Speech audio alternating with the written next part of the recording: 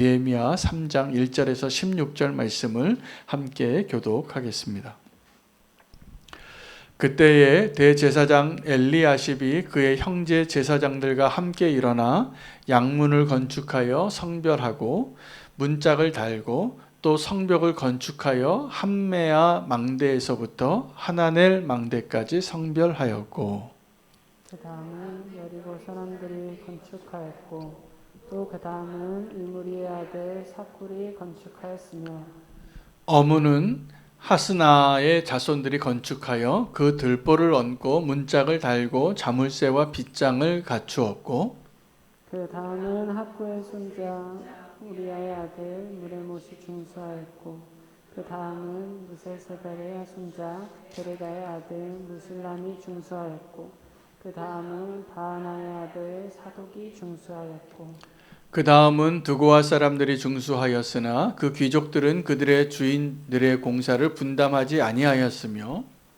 연문은 바사의 아들 루야다와 부소드의 아들 무슬람이 중수하여 그 들보를 얹고 문짝을 달고 자물쇠와 빗장을 갖추었고, 그 다음은 기브온 사람 물라다와 메로노트 사람 야돈이 강 서쪽 청독의 관할에 속한 기브온 사람들 및 미스바 사람들과 더불어 중수하였고, 그 다음은 경장색 할히야의 아들 우시엘 등이 중수하였고, 그 다음은 형풍장사 하느냐 등이 중수하되 그들이 예루살렘의 넓은 성벽까지 하였고, 그 다음은 예루살렘 지방의 절반을 다스리는 후르의 아들 르바야가 중수하였고, 그 다음은 하루마드 아들 여다야가 자기 집과 맞이한 곳에 중수하였고, 그 다음은 하산미아의 아들 핫두스가 중수하였고, 하렘의 아들 말기야와 바한 모압의 아들 합숲이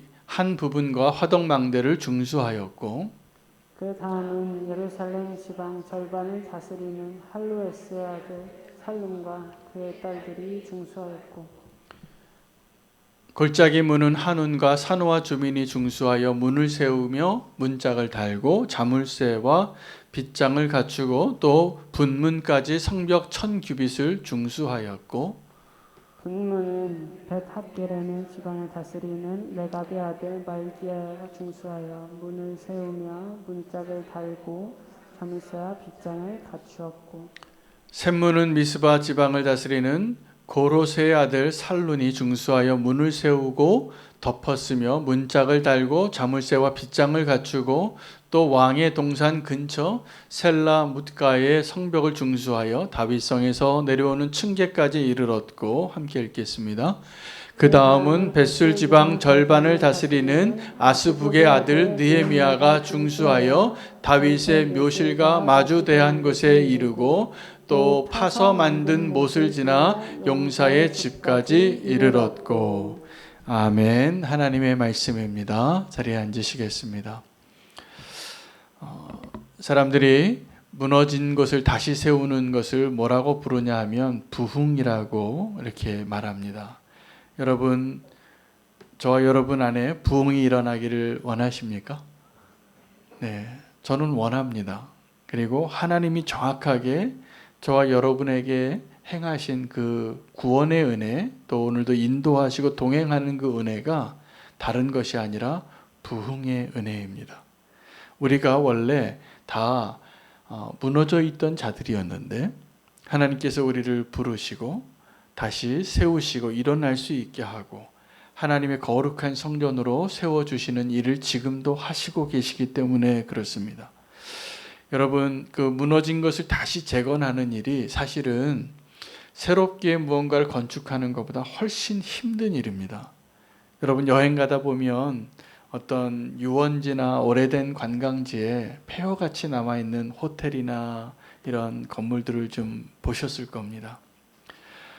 왜 그렇게 낡았을까 생각해 보면 그 사용하면서 계속 새롭게 해야 하는데 새롭게 하는 일은 그 생각이 없는 거죠.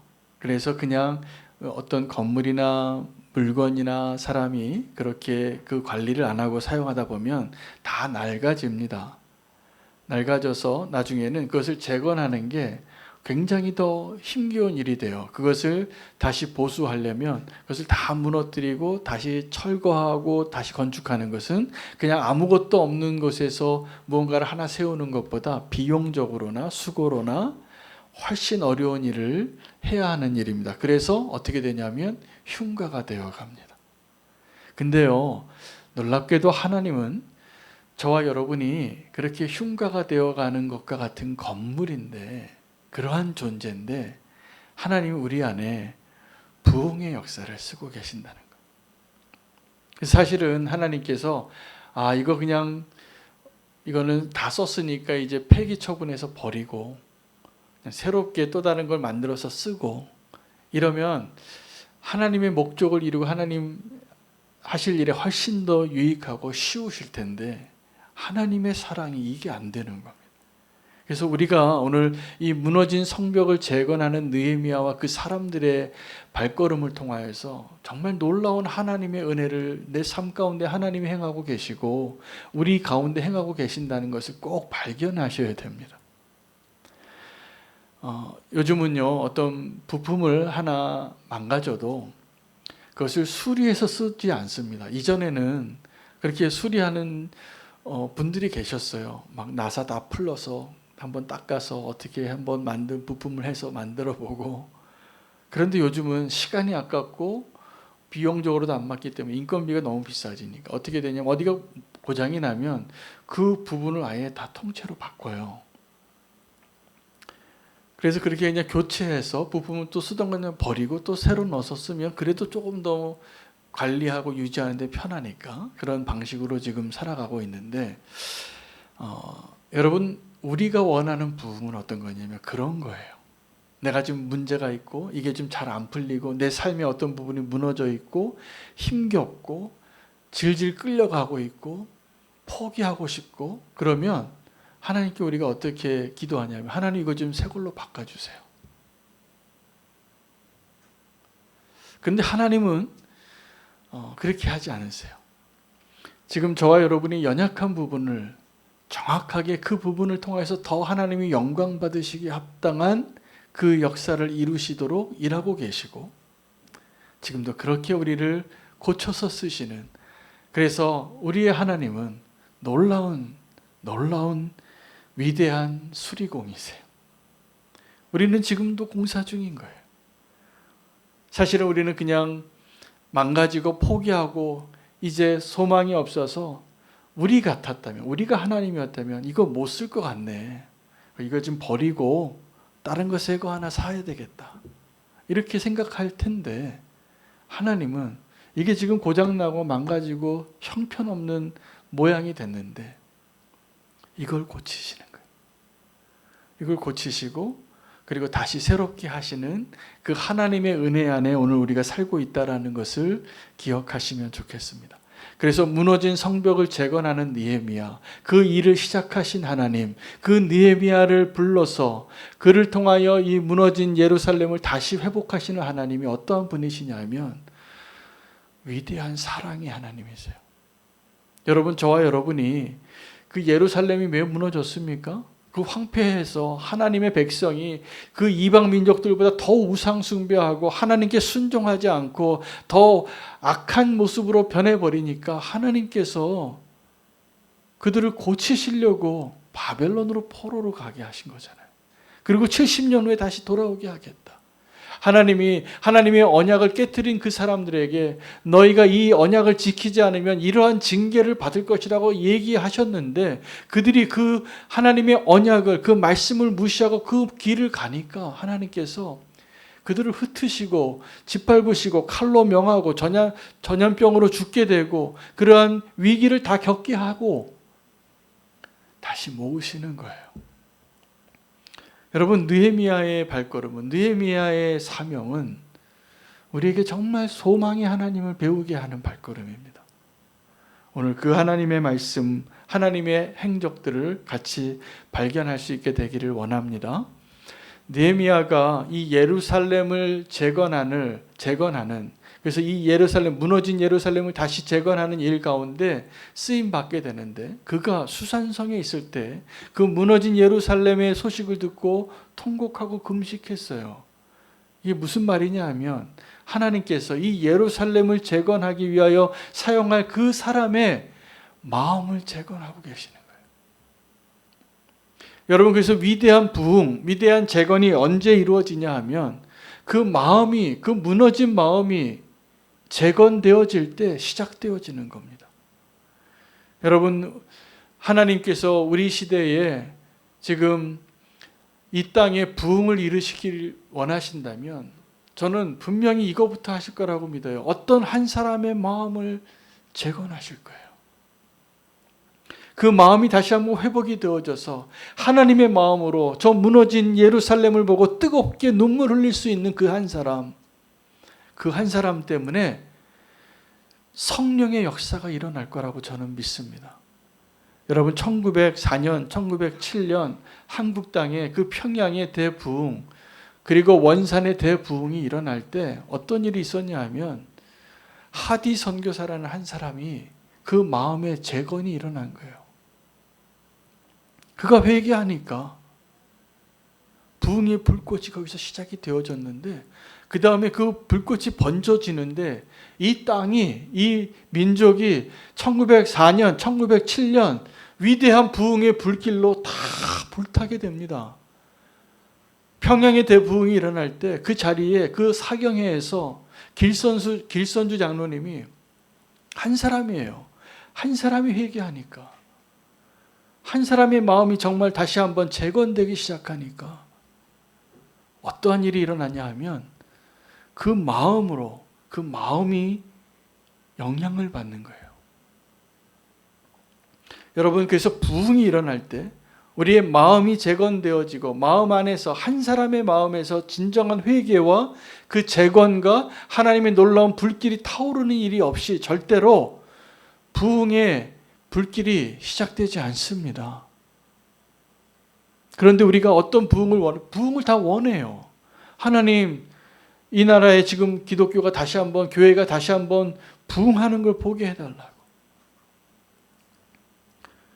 우리는 그 열매만 보고 그 결과만 보기를 원하는데, 하나님이 원하시는 그 부흥의 방법은 단 한 사람, 그 한 사람의 마음이 온전히 하나님의 마음으로 사로잡혀서 그 마음이 온전히 회복되어지면, 재건되어지면, 그 마음이 재건되어진 그 사람으로 인하여 예루살렘 성이 회복이 되어지는 겁니다. 바라기는 그 부흥의 불꽃이 타오르는 그 한 사람 되시기를 축복합니다. 기도할 때도요, 통성으로 기도할 때도, 뜨겁게 기도할 때도 어떤 경우에는 그 부흥을 사모하면서 간절하게 기도하는데, 그 마음의 부흥이 경험되어지지 않는데 목소리로 아무리 크게 기도하면 그 부흥이 일어나는 게 아니더라고요. 그 진정한 부흥은 그렇게 목소리를 큰 소리로 통성으로 기도한다고 되어지는 것이 아니라, 그 마음이 정말로 하나님의 손길이 닿아서 회복되어지는 역사가 일어날 때, 그냥 흐느끼는 한 사람의 눈물로도 이 시대를 바꿀 수 있는 부흥의 역사가 분명히 일어날 거라고 믿습니다. 여러분, 그 부흥을 사모해서 그냥 큰 소리로 기도하려고 하는 자 되지 마시고, 정말 내 마음의 회복이 되어지는 것을 위해서 기도하는 그 한 사람 되시기를 원합니다. 그 한 사람의 마음이 온전히 하나님을 향하게 되면 그 옆에 있는 사람이 가장 먼저 알아요. 그래서 어떤 사람이 정말 부흥을 경험하면 그 배우자가 아는 겁니다. 그 배우자에게, 내 자녀에게 그 부흥의 증거가 보인다면 그게 진짜예요. 내가 부흥의 경험을 한 것 같은데 내 가족이 우리 아빠 여전히 별로 변한 것 같지 않다고 생각이 되어진다면 다시 한번 검증할 필요가 있습니다. 아니에요. 여러분, 다윗이 하나님의 마음으로 그 한 사람의 마음이 부흥을 경험하자 요나단은 자기의 모든 걸 내놓고도 그 사람 닮아가고 싶고 그 사람과 함께하고 싶고 그 사람과 같은 하나님을 내가 섬기고 싶은 그 갈망이 내가 누려야 할 모든 권리들, 이 나라들까지도 다 내려놓게 하는 거예요. 여러분, 마음은 마음으로 전달됩니다. 그래서 부흥이 언제 일어나냐면 한 사람의 마음이 온전히 재건되어지고 회복되어질 때 그 한 사람의 마음이 옆으로 번지는 거예요. 영향력을 끼치는 거예요. 영향력을 끼치는 방법이 몇 가지 있습니다. 말을 잘하는 사람이 영향력을 끼쳐요. 근데 그 말 잘하는 게 얼마 안 갑니다. 그 사람이 말한 대로 살지 않고 있거나 그 사람의 진심이 드러나면 거기까지예요. 그러나 이 마음이 전달되어지는 것은 말로 하는 것이나 어떤 선물로 하는 것이나 이런 건 달라요. 이 한 사람의 마음이 정말 온전하게 하나님을 향하여 지금 회복되어지고 거기서 부흥이 일어나고 하나님의 역사하심이 느껴진다면 그 한 사람 때문에 그 가정이 바뀌고 교회가 바뀌고 이 사회가 바뀔 겁니다. 저는 이 하나님의 방식을 신뢰해요. 정말로 믿어요. 그래서 정말 온전히 복음의 능력을 경험한 한 사람이 낫지 온전한 복음의 능력을 알지도 못하는 사람 100명, 1000명 모인 거랑 비교할 수 없는 거예요. 진짜 하나님의 능력에 사로잡힌 그 한 사람. 그래서 이 느헤미야 한 사람에게 하나님께서 거신 거예요. 아브라함 한 사람에게 거시고 다윗 한 사람에게 그 모든 것을 기대하시는 거예요. 그 한 사람에게서부터 시작이 되어지는 거더라고요. 그리고 이제 이 예루살렘 성의 성벽을 재건하는 일이 오늘 본문인데 그 본문을 잘 보시면 그들이 재건한 것이 두 종류예요. 하나는 벽을 중수하였고 또 하나는 문을 만들었어요. 그 예루살렘 성의 설계도와 같이 그 예루살렘 성의 재건이 이루어지는 모든 진행 과정을 다 보여주는 것 같은 본문이 오늘 본문인데 제가 길어서 반만 오늘 읽었어요. 이름 자꾸 헷갈리셔서. 근데 아직 여기서 공통적으로 나오는 내용이 뭐냐면 자기 앞에 있는 자기 집 앞에 있는 성벽을 중수하고 그리고 문을 만들었는데 오늘 본문에 보면 예루살렘에 문이 10개가 있습니다. 원래는 12개예요. 12개인데 오늘 본문엔 10개가 소개되어지는데 양문, 양이 통과하는 문입니다. 어문, 물고기가 들어다니는 물고기를 다루는 사람들이 드나드는 문이에요.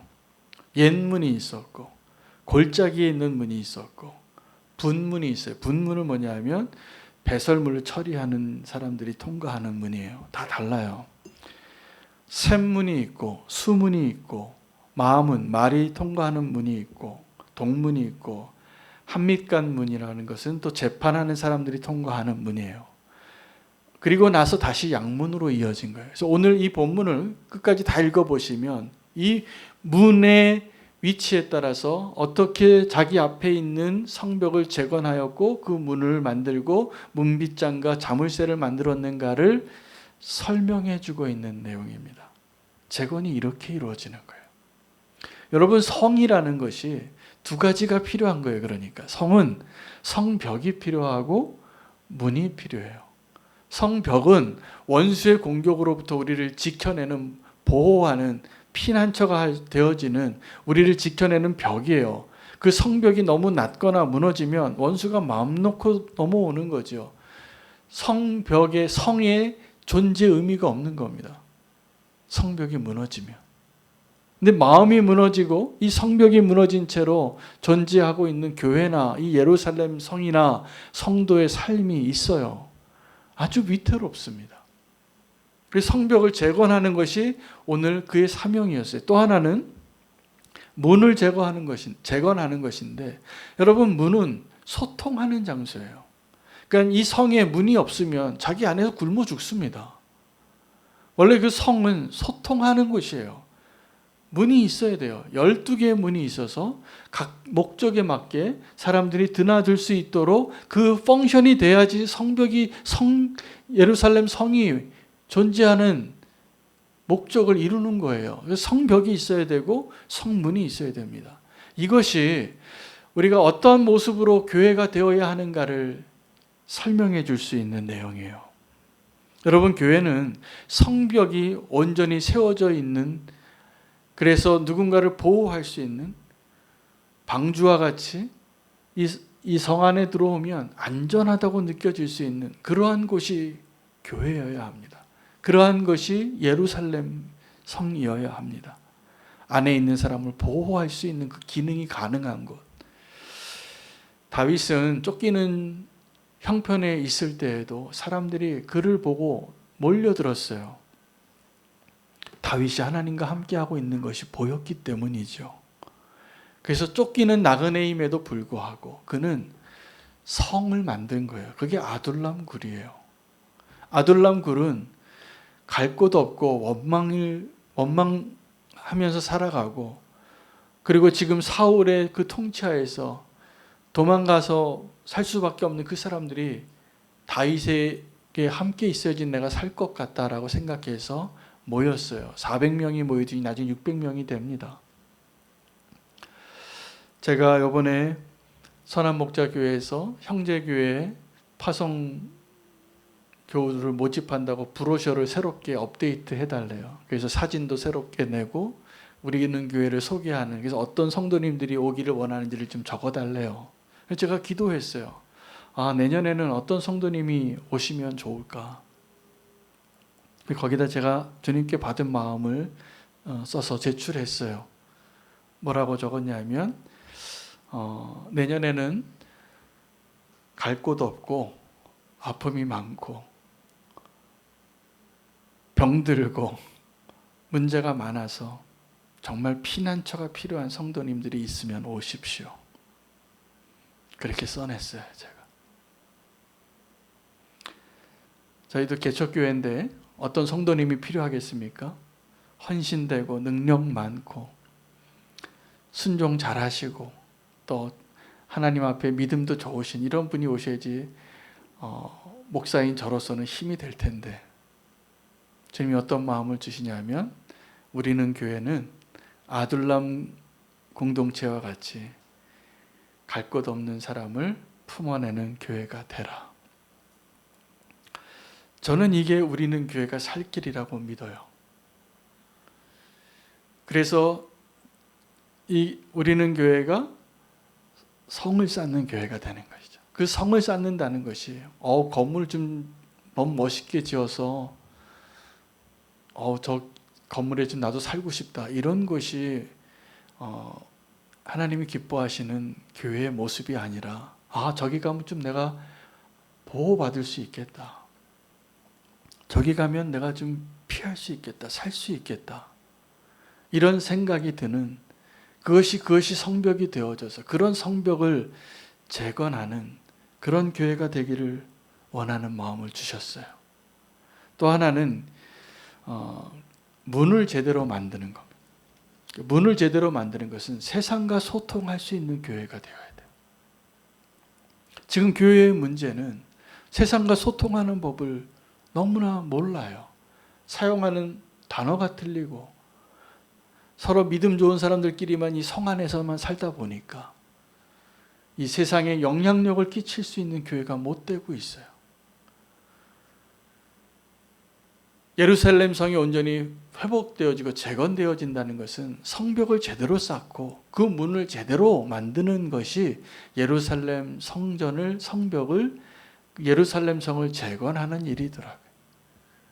그래서 오늘 그 느헤미야의 사람들이 자기 집 앞에 있는 그 성벽을 새로 쌓고 문을 닫는 것을 보면서 이런 교회를 주님 앞에 구해야 되겠구나. 성벽을 쌓아서 안전하게 보호할 수 있는, 약자들을 보호할 수 있고 아픔이 많은 사람들이 와서 피할 수 있고, 이게 성이잖아요. 이게 교회잖아요. 그리고 교회는 이 세상에 소통하는 역할을 해서 이 세상의 빛과 같은 역할을 하고 이 세상의 비전을 제시할 수 있고 이 세상의 선교의 사명을 끝까지 감당할 수 있는 교회가 되어야지. 우리끼리 모여서 천국 가자고 박수치고 찬양하면 뭐해요? 하나님이 이 땅에 교회를 세우신 목적이 그게 아닌데. 하나님이 이 땅에 교회를 세우신 이유는 이 땅에 하나님이 살아계심을 증명할 수 있는 그 등대와 같은 역할로, 소금과 같은 역할로 이 세상을 변화시키는 하나님의 유일한 무기가 교회예요. 그런 교회가 되기를 소망하게 됐습니다. 그런데 지금 이 무너진 예루살렘 성전이죠. 그 성이, 도시가 누가 무너뜨렸는가를 알아야 돼요. 이 예루살렘 성을 누가 무너뜨렸습니까? 그냥 사실적으로 말하면 바벨론이 와서 다 무너뜨리고 함락하고 불태우고 다 돌 위에 돌 하나 남지 않게 다 무너뜨리고 사람들 다 포로로 끌고 갔지만, 사실은 그 예루살렘 성이 누구 때문에 무너졌냐 하면 바벨론 때문에 무너진 게 아니라 이스라엘 사람들 때문에 무너진 거예요. 그 하나님의 백성들이 이미 그 예루살렘 성이 예루살렘 성답지 않은 모습으로 우상 숭배하고 그 안에 이방인과 전혀 다르지 않고 구별되지 않은 자로 살아가는 그 모습 때문에 하나님 보시기에는 이미 그 예루살렘 성은 더 이상 예루살렘이 아니었던 거죠. 이전에 무너졌어요.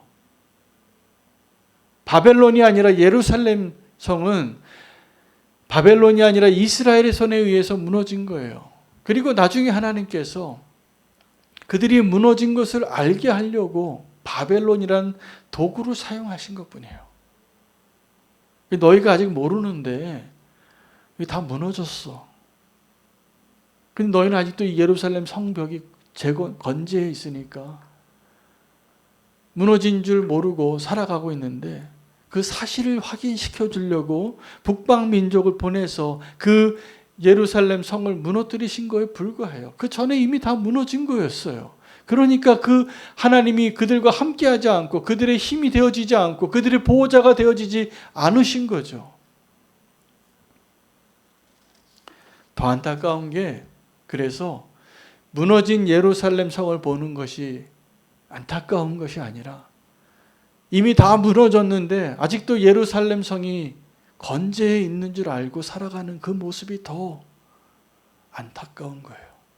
마치 삼손이 마지막에 들릴라에게 자기의 힘의 근원을 다 말해주고 그 다음날 아침에 머리가 다 밀린 줄도 모르고 하나님의 능력이 나에게 아직도 남아있는 줄 알고 떨쳐서 일어나려고 하는데 이제는 더 이상 안 되는 거예요.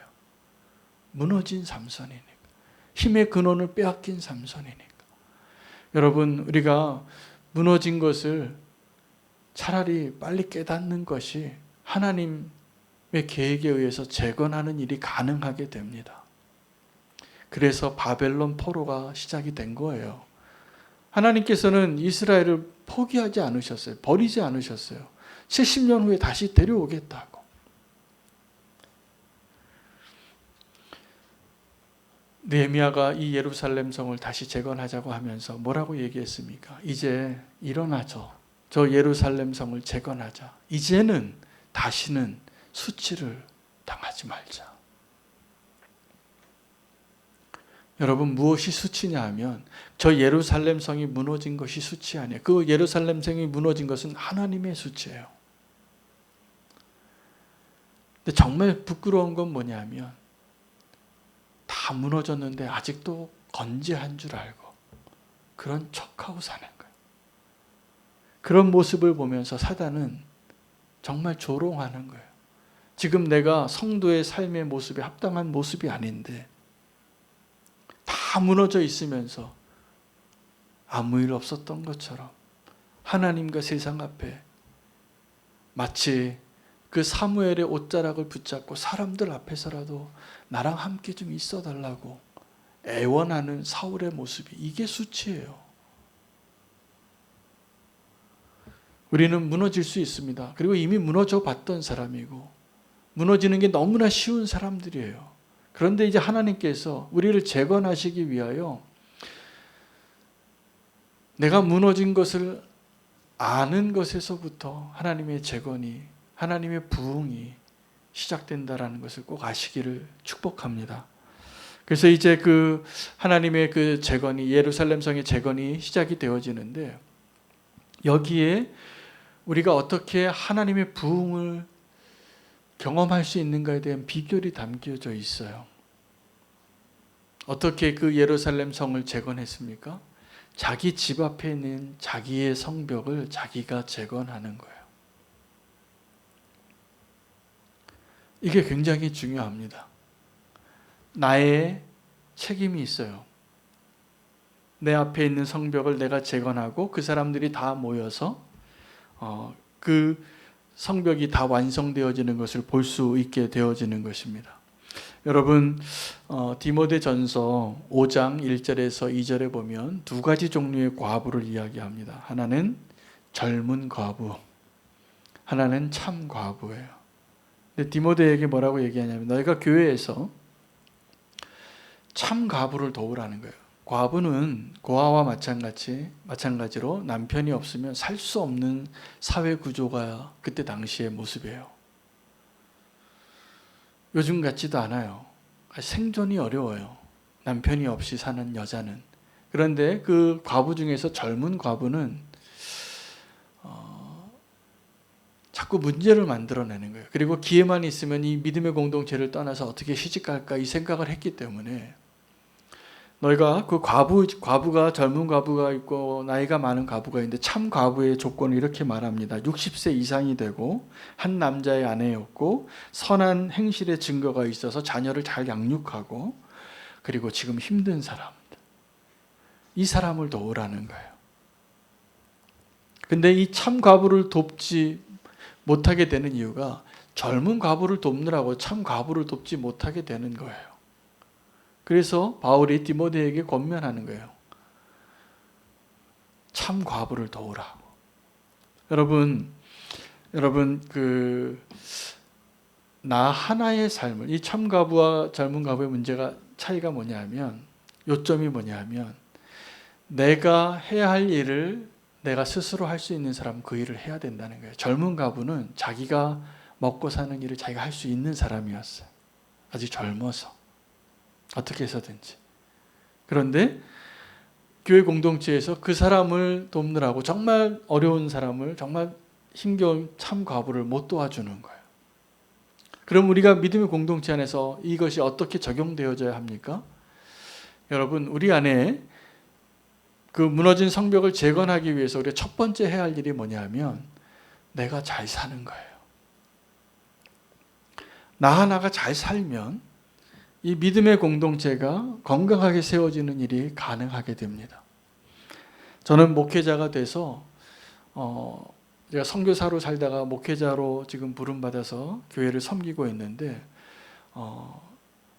제가 능력이 없어서 힘든 면도 있지만 저는 지금 목회자로서 사는 것이 너무나 감사하고 기뻐요.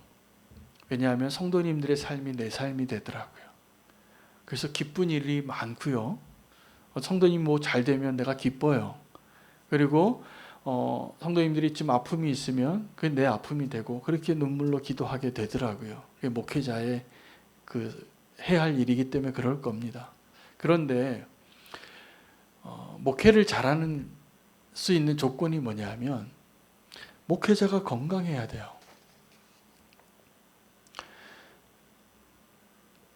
건강한 목회자가 돼야지 목회를 잘할 수 있구나. 제가 이거를 깨달았어요.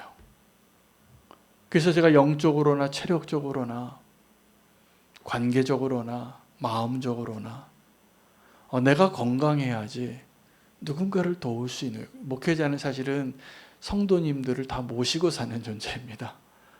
그래서 고객이 왕이잖아요. 근데 성도님들이 이렇게 많으면 제가 성도님들의 그걸 다 맞춰서 제가 사실은 눈치 보고 사는 인생이에요. 그런데 내가 이 사명을, 이 서비스를 잘하려면, 잘 섬기려면, 이 목양을 잘하려면 내가 건강해야 돼요. 그래서 제가 알았어요. 내가 그 목회를 잘 감당하기 위해서 설교를 잘해야 된다고 생각했는데, 제가 오늘 말씀 준비하다가 주님이 깨달음을 주셨는데, 내가 건강하게 나의 삶을 잘 매니지할 수 있어야지 돼요. 첫 번째가. 여러분 성도님들도 다르지 않습니다. 우리가 건강한 교회를 세워나가기 위해서 제일 먼저 해야 될 게 뭐냐면 내 마음 잘 지키고 내 눈 잘 지키고 내 생각 잘 지키고 내 건강 잘 지키는 일이에요. 그것이 먼저예요. 여러분 비행기 탈 때 위기 상황에 산소 마스크 떨어질 때 그 안내문 보셨죠? 그 이제 산소 마스크가 떨어져도 옆에 갓난아기를 태운 부모가 그런 일이 좀 있었던 것 같아요. 안전 규칙이 그렇게 생긴 거 보니까. 당신이 마스크를 먼저 쓰세요. 그리고 누구를 도우시라고. 옆에 누구를 도와야 할 가족이 있겠죠. 아이가 있고. 그러면 이 부모가 이 아이를 먼저 돕겠죠. 본능적으로. 그렇게 됩니다. 부모는. 그렇지 않은 부모가 아니에요. 그러나 그래서 다 비극이 되는 거예요. 내가 먼저 마스크를 쓴 다음에 아이에게 마스크를 씌우라는 거예요. 여러분 영적인 재건의 원리도 동일합니다. 내가 내 앞에 있는 것을 내가 해야 할 역할을 온전히 감당할 수 있을 때 이제 그 조각조각들이 퍼즐같이 모여서 이 성벽이 완성되더라고요. 오늘 본문에 가장 많이 등장하는 표현이 뭐냐면 그 다음이에요. 그 다음은 누가 중수하고 그 다음은 누가 중수하고 그 다음은 누가 중수하고 이것이 순차적으로 요거 하나 완성하고 그 다음에 또 요걸 다 만들고 또 같이 힘 모아서 이걸 만들고 이렇게 했다는 게 아니에요. 각자가 그때 느헤미야와 함께 했던 그 사람들이 다 자기의 삶을 충실히 감당해내는 것을 살아내면 성벽이 완성되는 거예요. 그래서 제가 기도 제목이 생겼어요. 성도님들 가운데 정말 연약한 자를 도와야 하는데 그 연약한 성도님이 자기의 그 사명을 감당할 수 있도록 도와야겠다. 연약한 자가 자기 앞에 있는 그 영역이 좀 못하더라도 내가 스스로 그것을 잘 세울 수 있도록 그 사명을 감당해야지 그 성벽이 완성되어지는 거예요. 자, 그 한 사람이 무너지면 성이 다 무너지는 거예요. 여러분, 나 하나쯤이야 라고 생각하고 내가 세워야 할 나의 삶의 그 기둥을 내가 온전히 세우지 않으면 나 때문에 우리는 교회가 다 무너지는 거더라고요. 나 때문에 한국교회가 지금 다 수치를 당하는 거더라고요. 그러니 나 한 사람이 온전히 주님 앞에 말씀대로 성령님의 인도하심을 따라서 예수님 닮아가는 일을 살아내는 일, 그 일 먼저 해야 되더라고요. 나는 지금 제대로 살지 못하고 있는데 누구 자꾸 돕겠다고 하는 사람들이 있어요. 가능하지 않습니다. 위험합니다. 사실은 나 한 사람이 먼저 건강하게 하나님 앞에 내가 건강한 한 사람으로 세워지는 그 퍼즐을 잘 세우세요. 다른 사람을 돕는 것이 기쁘니까 그 돕느라고 자기를 관리 안 하는 분들이 계세요. 오늘 이 자리에도 계세요. 그런데 그러면 안 돼요. 내가 먼저 살아야 돼요. 그것이 같이 성벽을 재건하는 일이에요. 내가 먼저 건강하게 그 성벽을 세우고 그 옆에 그 건강한 사람들이 세워져 가는 것, 그리고 그 일들을 시작한 그 한 사람이 이 일이 느헤미야 한 사람에게서 시작한 것처럼 그 마음의 재건이 먼저 되어졌던 그 한 사람의 영향력으로 그 내 옆에 있는 사람 하나하나가 그렇게 세워져 가는 거예요. 제가 어떤 가정의 신방에서 자녀를 위해서 기도할 때 꼭 제 입술을 통해서 선포되어지고 정말 그 마음이 전달되어지는 기도 내용이 하나 있어요. 그 아이가 앞으로 자라면서 축복을 받고 지혜를 주시고 건강하게 해주시고 이러한 기도 제목과 보다 더 중요한 게 뭐냐면 이 아이가 앞으로 누구를 만나느냐가 중요하다. 누구와 함께 있는가, 그 사람 때문에 받는 영향이 엄청나요. 그래서 내가 자녀들을 위해서 축복하는 기도를 할 때마다 그 기도가 되어지더라고요. 좋은 만남의 축복을 달라고. 그래서 누구를 만나느냐가 그 사람의 인생이 달라지잖아요. 여러분 결혼할 때 내가 누구 만나서 결혼하느냐에 따라서 내 인생이 바뀌었잖아요. 내가 학교에서 어떤 선생님 한 명 잘 만나서 내 인생이 바뀌잖아요. 내가 좋은 멘토 한 명 만나서 인생이 바뀌잖아요. 그런데 거꾸로도 돼요. 내가 만나지 말아야 할 사람 한 사람 만나서 이렇게 힘들어지는구나. 무슨 얘기입니까? 내 옆에 내가 선한 영향력으로 누구에게 영향을 끼치기도 하고 내 옆에 누가 있느냐가 그렇게 중요하다는 거예요. 그래서 그 자녀를 위해서 기도할 때, 그 자녀의 미래의 축복을 위해서 기도할 때 그 만남의 축복 가운데 가장 중요한 만남은 예수 그리스도와의 만남이에요. 그 만남만 제대로 가질 수만 있다면 그 인생이 앞으로 어떤 길을 걸어가도, 사막을 걸어가도, 바닷길을 걸어가도 넉넉히 감당할 수 있을 겁니다. 인격적으로 주님을 만나면. 자녀를 위해서 그 기도하세요. 우리 자녀가 꼭 예수님 만나게 해달라고, 인격적으로 만나게 해달라고. 하나님은 물론 우리를 떠나지 않으세요. 우리가 알지 못하고 등 돌리고 반대로 갈 때에도 하나님 우리를 붙잡고 계시니까 우리가 지금 사는 거예요. 그렇게 반대 방향으로 가는 분들 제가 봅니다. 기도해요. 왜냐하면 하나님이 그 사람 포기하지 않을 걸 제가 알거든요. 포기하지 않으세요. 우리 같으면 포기하죠. 야, 나한테 이렇게 어떻게 그럴 수 있냐. 그리고 인연 끊고 살겠지만 하나님 그렇지 않으시고요. 고장난 우리를, 무너진 우리를, 망가진 우리를 다시 고쳐서 쓰시는 위대한 수리공 하나님께서 예루살렘 성벽을 재건한 것처럼 저와 여러분을 재건하면서 우리는 교회를 그렇게 재건하시고 부흥하게 하실 거라고 저는 믿습니다. 공동체를 세우는 것을 통해서 내가 안전해지는 겁니다. 나 한 사람이 건강한 믿음으로 세워질 때. 지금 모이기를 힘써야 될 때가 분명해요. 모이기가 어려우니까. 그러나 방역 조치를 잘 지키면서 어떻게 해서든 지혜롭게 모이기를 힘쓰십시오. 내가 혼자 설 수 없는 존재예요. 내 옆에 누군가가 있어서 같이 그 성벽을 이어져 가는, 아까 대표 기도회 온라인 교회를 위해서 많이 기도해 주셔서 너무나 감사한데 그 온라인 교회가 어떤 분들이냐면 홀로 서 있는 분들이 많아요. 제 기도의 제목은 그래서 그 온라인 교회를 통해서 하나님께서 정말 하나님의 일을 하셨으면 좋겠는데 제가 아직 모르겠어요. 이분들에게 어떻게 다가가야 할지.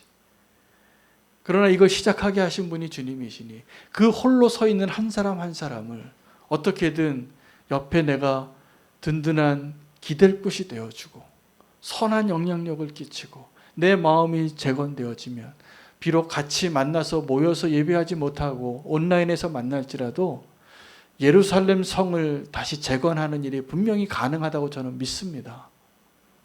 그걸 위해서 좀 기도해 주세요. 여러분, 교회는 결코 혼자 되어지지 않고요. 탁월한 몇 사람으로 가능한 게 아닙니다.